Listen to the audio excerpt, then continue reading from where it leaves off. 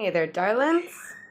My name's Katie O. This is Moon Mama Musings, and welcome back to my living room for another astrology peephole for today, the 13th of June, 2021.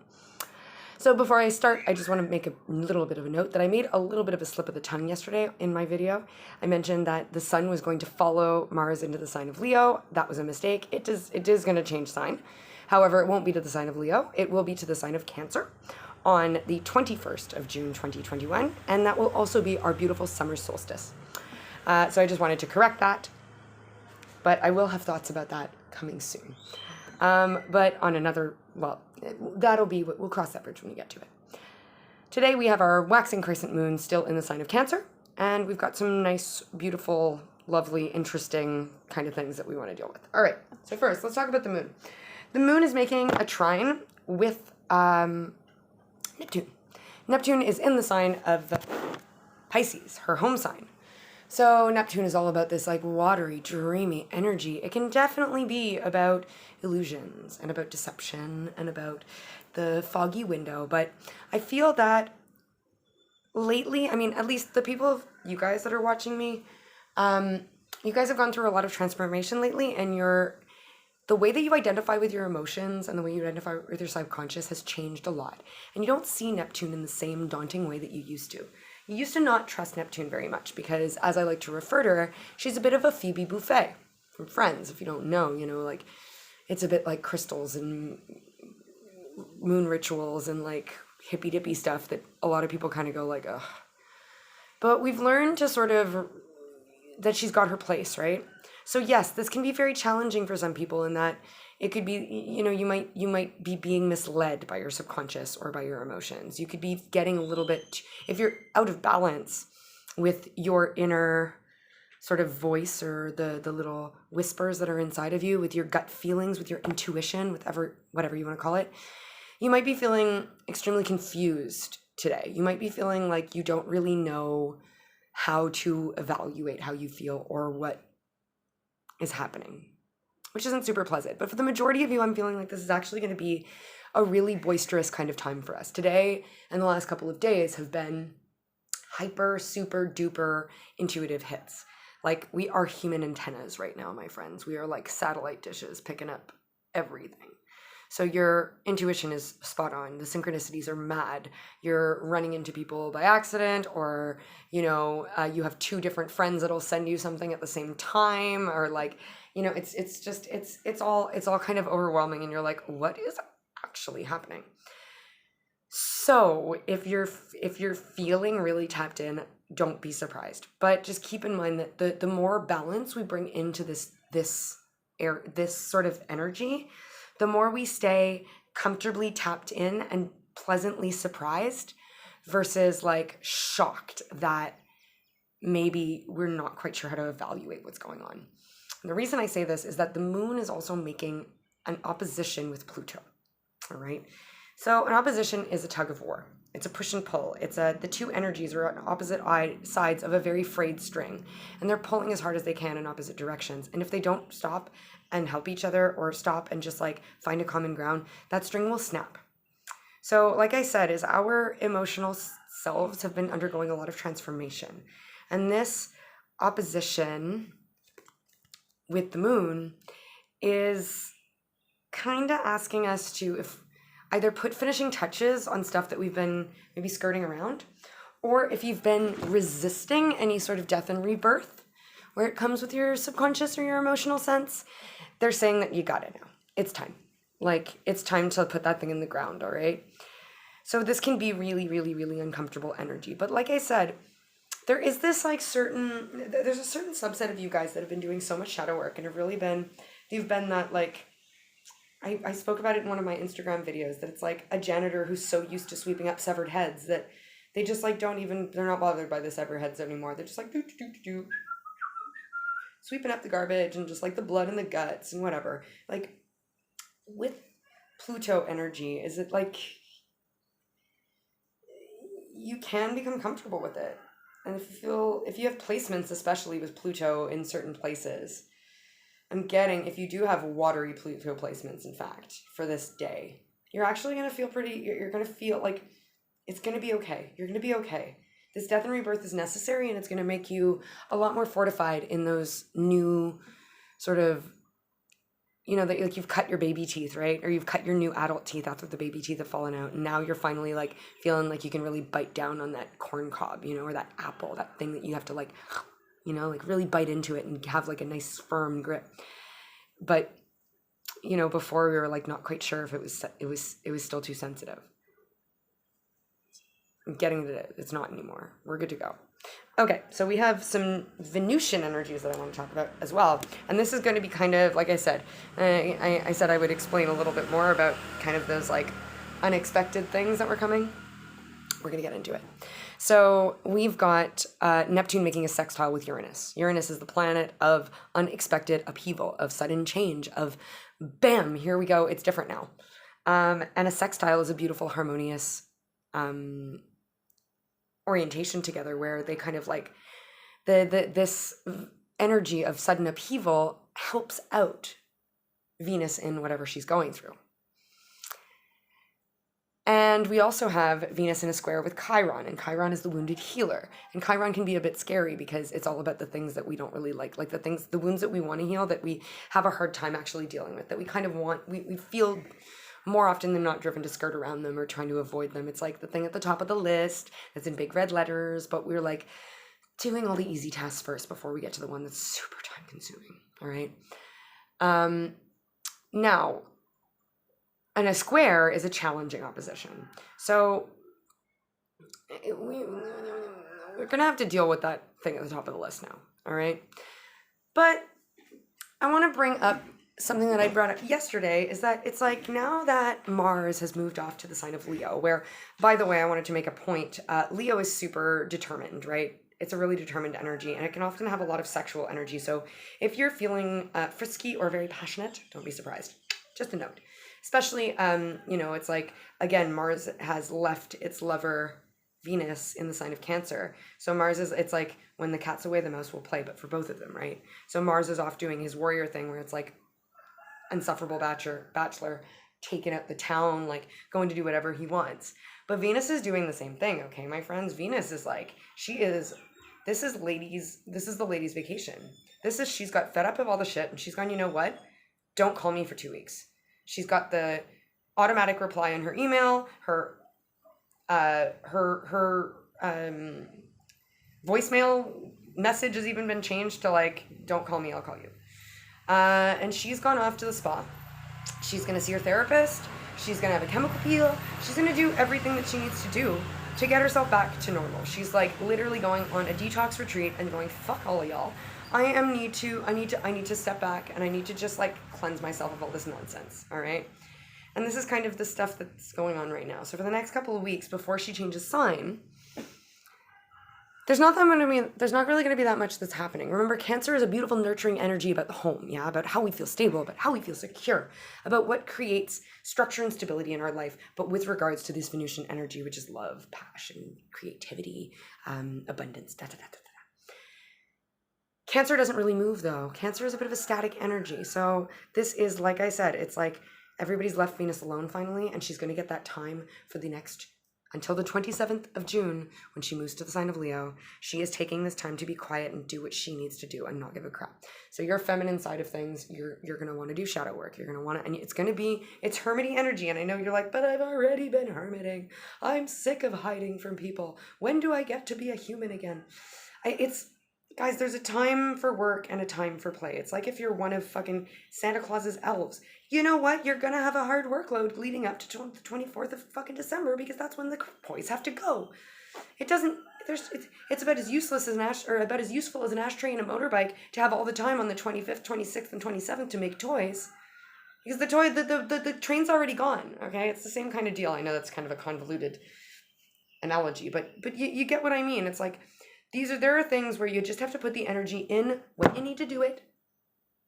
And then afterwards, you're going to have all the time in the world to play and do what you want. And all the time in the world to reap beautiful Venetian energies. Again, remember, she's going to go to the sign of Leo.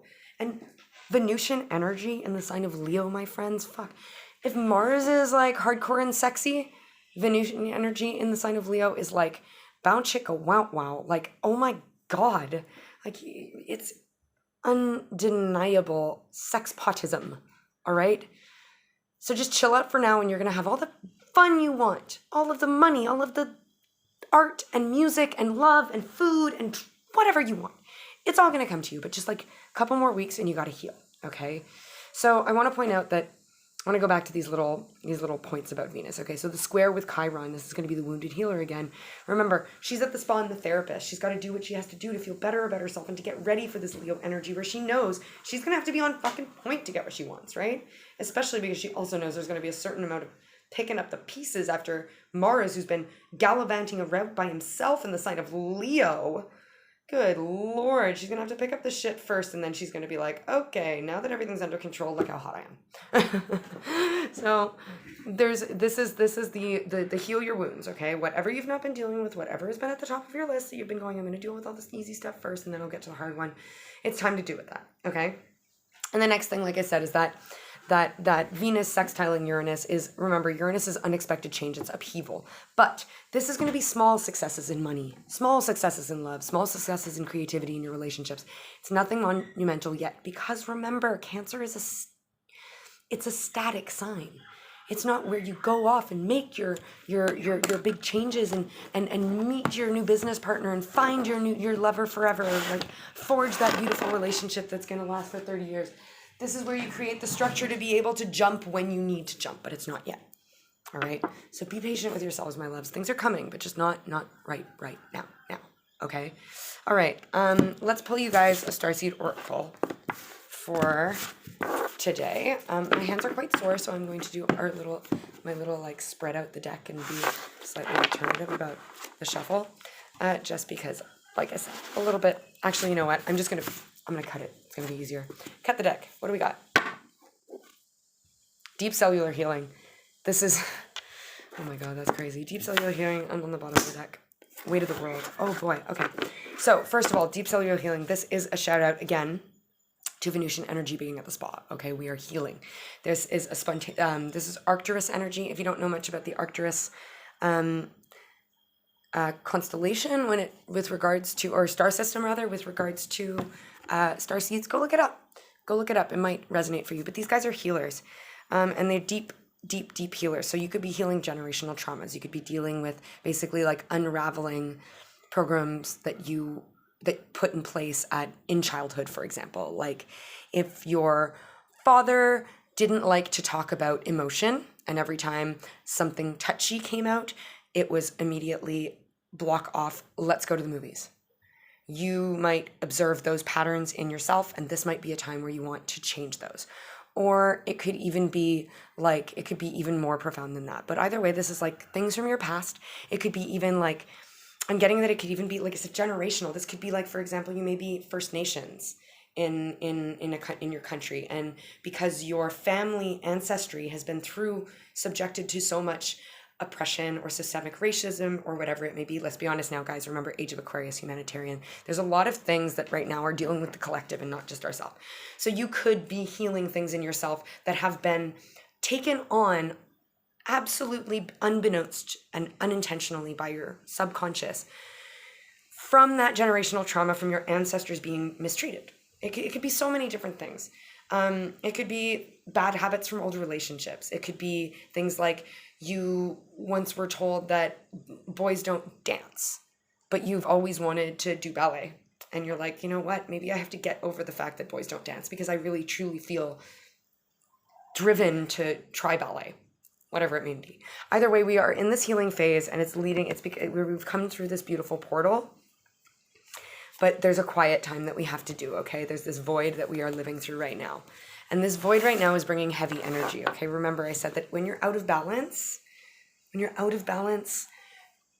we can feel that Neptunian energy really hard, that like Vaseline covered window where it's foggy and we can't see what's going on. So remember, we are in Gemini season, right? The twins can be bipolar. They can be flippity floppity. They can be upsy downsy, yeah? So throughout Gemini season, we have good days and we have bad days. We have yo-yo energy. And especially lately with all of these, like, people's crown chakras are like super, super, super, super activated. So if you feel like you've been having headaches, sinus pressure, any of that kind of deal, like you've been feeling really, It's this yo-yo of Gemini, okay? So just be nice with yourself with this. But again, the weight of the world. The weight of the world. Look, she's submerged, okay? She's submerged. We have a Cancer moon right now, too. Cancer is water. So this woman is submerged. Boundaries, let it go. It's not yours to carry. So what I'm getting from this card before I read it is that they're saying that in Gemini season, when you do feel imbalanced, you need to figure out what fucks you have to give and what ones are, again, a constant theme of this Gemini season is where do you put your energies where it's worth it and your efforts are going to be well received and go to good use, and where do you just not bother because are you going to lead the horse to water if you know it's not going to drink? All right? It's like if you've friggin' sewn the horse's mouth up and you bring it to water and you're like, here's some water. It's just torturing the horse, okay? There's no freaking point bringing that horse to the water, okay? Don't bother. Or for example, it's like your best friend broke his leg and you're like, dude, I want to, like, and he's like your soccer mate or your football mate or whatever, sports mate, and you're like, dude, I'm gonna like go down to the field and like practice my shots on at, I don't know, sports. And it's kind of like the guy's like, dude, I just broke my leg playing this sport. Like, I don't really want to go and sit watching you play when I want to play and I'm hurt. It's that kind of energy. But boundaries, right? It's about creating your own boundaries. It's knowing yourself. It doesn't matter what people think about you. If they're disappointed that you're not going to help them out or give like you usually do, it doesn't matter, man. You know what's good for you. You've submerged yourself. We've been in the shadow work, right? Remember, Venus is at the spa. She's figuring out all these things. She's figuring out this karma. All right. You don't need to carry it all. And also, karmic relationship is under there. So some of you guys are undergoing some really, really big unraveling with regards to karmic relationships. This could be relationships romantically. This could be family. This could be friends. This could be bosses. It's anything Venusian, okay? Anything abundance related, whatever it means to you. You don't need to carry it all. You're no good to anyone if you're running on empty and bogged down by the weight of the world. This card is a reminder to look after your own well-being. This card is a reminder to look after your own well-being before anyone else's. Fill your cup. To stop carrying all of the world's problems on your own shoulders. To put your own oxygen mask on first. I literally said that yesterday. In these changing times, it's hard not to feel overwhelmed by the state of the planet. However, we take on its problems from a place of energetic depletion. Ooh. This card is thanking you for caring so much. You want to build a better world and ease the road for others. It's incredible. But the way you've been doing so is likely unsustainable. This isn't to say you should switch off to the world's problems and become unconscious. Rather, it's a call to establish clear boundaries so you're not constantly be taken out energetically. The planet needs you to be healthy both physically and emotionally. So instead of digesting the news or reaching for your phone as soon as you wake up, show up first to a nourishing practice such as meditation, soul inquiry, deep breathing, or exercising in nature. Once you're in a state of grace and your inner well is full, you can face the day, the state of the world, the care for others.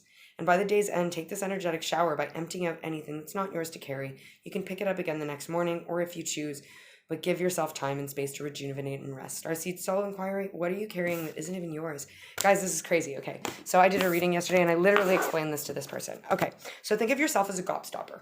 You know what a gobstopper is, right? It's this candy that has like some of them, there's ones that we get in North America called chewy gobstoppers, where the center is this like kind of fun, soft, chewy, yummy little bit in the middle. But there are layers of candy that are hard all the way to the exterior, okay?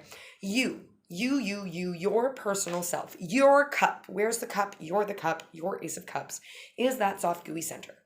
You need to protect that center. Now, the layers around it are varying permeabilities, okay? The closest layers are people like your soulmate, if you have one, your husband, your best friend, your mother, like whoever it is that you keep super close, that you tell all your deep, darkest secrets to, that know you inside and out, that know when you're off, like those people, those like, Brene Brown calls it a marble jar friend, whatever it may mean to you, stretch mark friends, whatever you want to call it. But then the outer layers, as you get closer to the exterior, the layers get get harder and harder to penetrate. So it's like, you know, the dude that you meet at the 7-Eleven that goes, oh man, you overhear him go, oh, they don't have milk here. And you're like, oh, I just saw milk at the 7-Eleven down the road. And he's like, oh, cool, thanks. That guy's all the way on the exterior. He doesn't get far into you because you have no fucking idea who this person is. And then like, you know, the guy that you see in the locker room at the when you go play squash every other week. Okay, you know what, he might be a little bit more than that guy that you just run into. And then you have your lady that does your nails. You know, you see her once a month, but you know her well. You've been going to see her for years, whatever. And then you've got your, I don't know, you've got like your daughter's best friend's mom. You know, you see each other once a week, very regularly, or even more, multiple times a week. You see each other every day when you pick the kids up from school.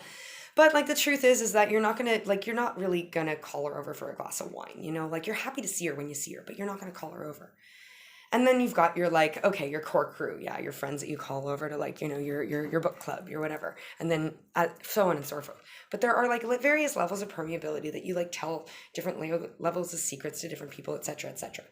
The key to all of this is when you are grateful and create good boundaries for yourself, when you create practices like in the morning, not touching your phone first and having a little bit of a 5-minute meditation, for example, or before you go to bed tonight, having a journal and writing down one thing that you're grateful for. Those kind of practices get you back into that place where you feel more sturdy and where you make that soft, gooey center more sturdy for yourself. When you keep the water in that cup, you have less of these crazy feelings of like, oh, why do I feel so depleted? You know what I'm talking about? That terrible anxiety where you're like, I can't even see another human. I don't even know who I am myself. When you don't take those little times to have those practice, as an empath especially, it's like you have holes in your chewy center and you're a sieve and you're leaking your energy out all the time. Even that dude at the 7-Eleven you told where to go get milk. If he thinks about you in 3 years' time, he might still suck energy out of you if you're a true empath. And you get to the point where you've given your energy to so many people that you can't contain it for yourself anymore in your gooey center. So find your practice every day, every night, all day long. Remember, there was a card that said, find little ways every day to bring yourself home. All the way throughout your day. Find those ways to fortify your gooey, squishy center so that you can continue offering your cup throughout the various levels of your gobstopper, my loves. You've got this covered. You're doing great. I will see you tomorrow over on Instagram on Moon Mama Musings for a full-on live about the moon transit through to the sign of Leo. I am sorry for anything you're going through. And if I've made you feel a certain way, thank you for being a beautiful human and lending your energy to this glorious circuit. I love you very much, to the sun and the stars and the moon and to infinity and beyond. And I accept this and I hope you do too. But if not, that's cool. See you tomorrow, friends. Bye.